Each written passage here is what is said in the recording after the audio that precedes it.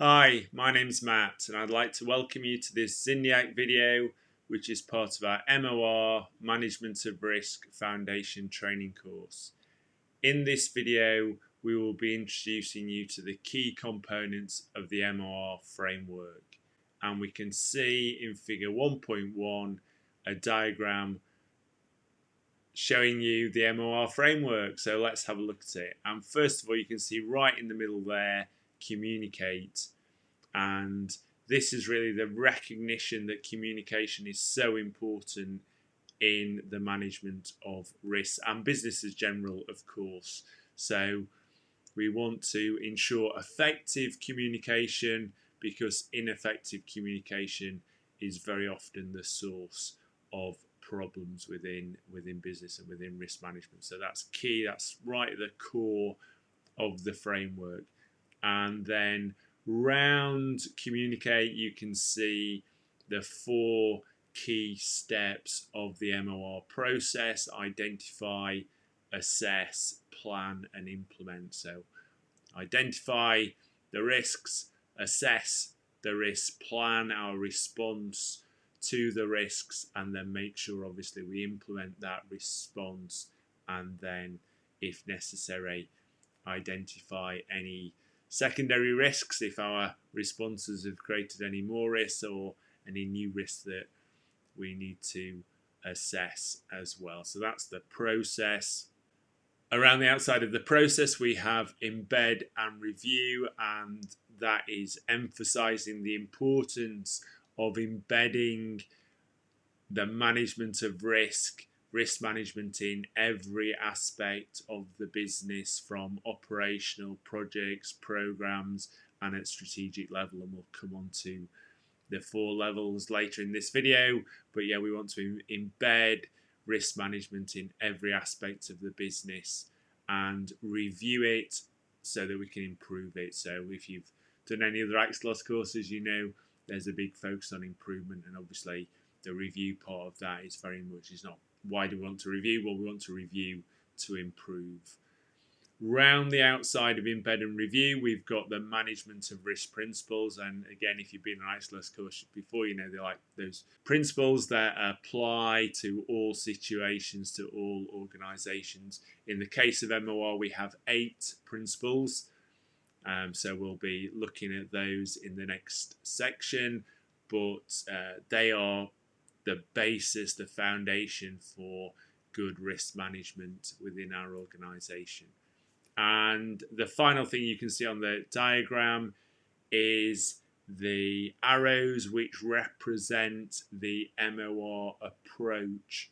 So there are 9 documents identified in the MOR approach. There's only 5 shown here. So there's the 3 key ones really, which are the risk management policy, the risk management strategy and the risk management process guide. So they're the key ones in terms of defining our approach. And then we've also got the risk register and the issue log, which are the key kind of day-to-day documents that we use for risk and issue management. Obviously, if a risk actually occurs, then it becomes an issue, because as we've said, a risk is something that might happen and an issue is something that has happened. So there are key day-to-day documents that we use, but the risk management policy, strategy and process guide, they define our approach to risk management within the organisation or part of the organisation we're responsible for.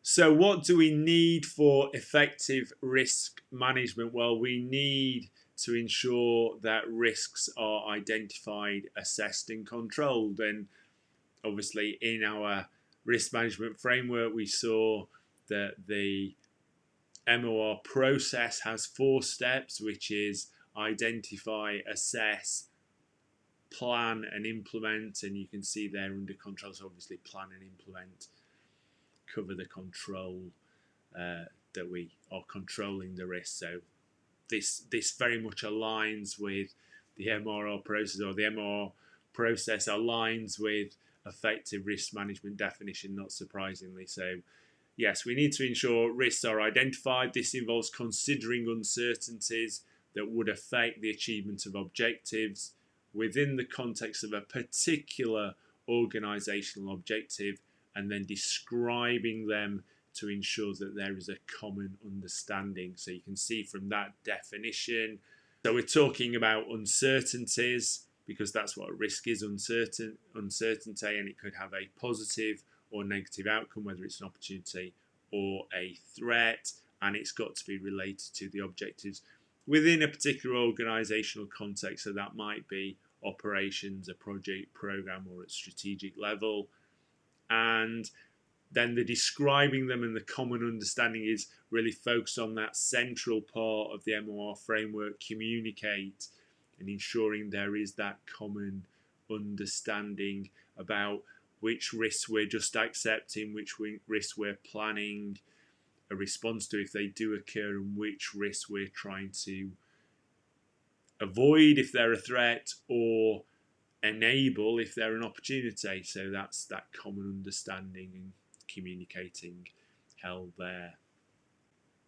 Risks need to be assessed. This involves estimating the probability, impact, and proximity of individual risks so they can be prioritised, and understanding the overall level of risk, the risk exposure associated with the organisational activity. So probability, how likely is the risk to occur? Is it very likely, very unlikely, or somewhere in the middle? And we quite often use a 5-point scale from very likely, likely, neither likely or unlikely, unlikely, very unlikely. So a 5-point scale to assess the probability. What's the impact going to be?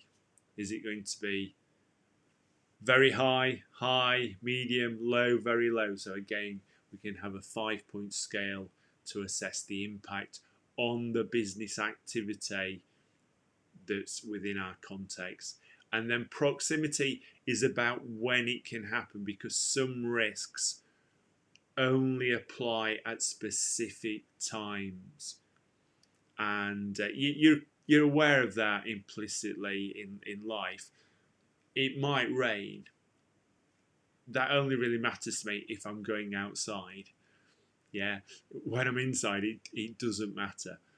My broadband connection might fail. That only really matters if I'm actually trying to access the internet. If I'm not trying to access the internet, it doesn't really matter to me. So at different times, risk can impact or not impact, and that's where proximity comes in.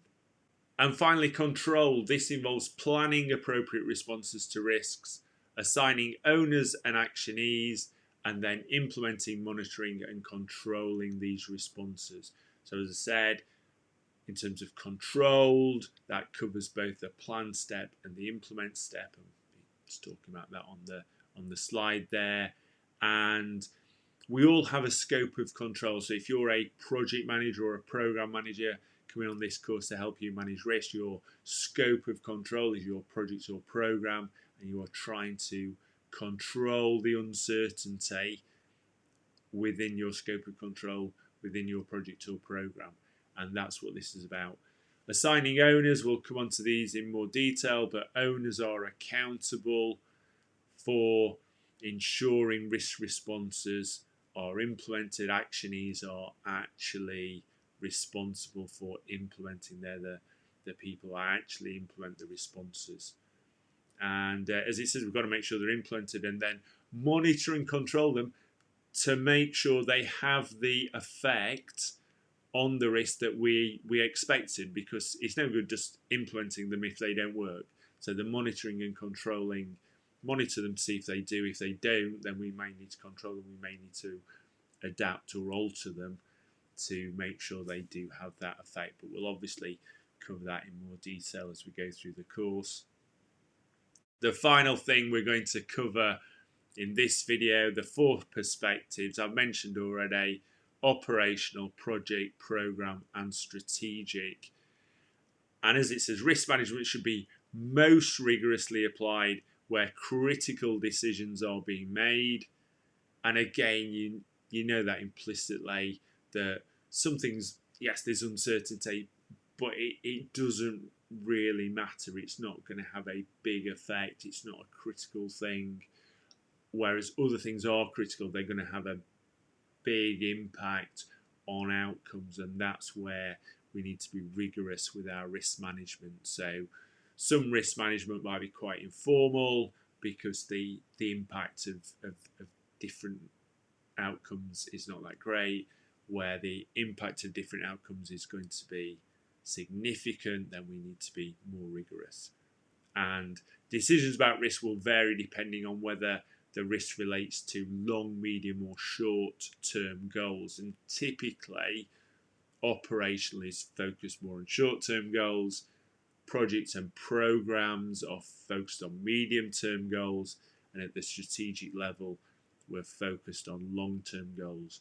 And in life, generally, again, when we're planning, we talk about the planning horizon, where the closer the event is to us, and the shorter the event is, the better the chance we have of predicting it, of planning it. And the further away it is from us, and the longer period of time the event occurs over, the less chance we have of predicting it and planning it and controlling it. So at the strategic level, when we're looking at long-term goals, what we're typically looking to do is keep options open. So not make decisions that close off options. We want to keep options open because we don't know what the future is going to hold. So as we move through time, then we can make decisions at the last appropriate point. Obviously, we do need to make decisions and make conscious decisions, but if we can keep our options open and not make those decisions until we have to, then the uncertainty will be less. Yeah, we will reduce uncertainty. So as things become closer to us, things are more certain, and therefore we're in a better position to make a conscious decision and reduce risk. So long term, keep your options open because there's lots of uncertainty. And part of that as well is being comfortable with that uncertainty. So in operational terms, we want lots of certainty. We want to know what we're doing today, how it's going to work, that operations will work. Projects and programs obviously about change, so they're inherently uncertain. We need to be comfortable with that. Programs more than projects, but strategic level, lots of uncertainty, so keeping those options open. Right, so that brings us to the end of this video where we introduced the MOR framework. I hope you found it enjoyable and useful. Please join me again in the next video when we'll be looking at risk management in general and the reasons for using risk management. So until you see me again, have a great day.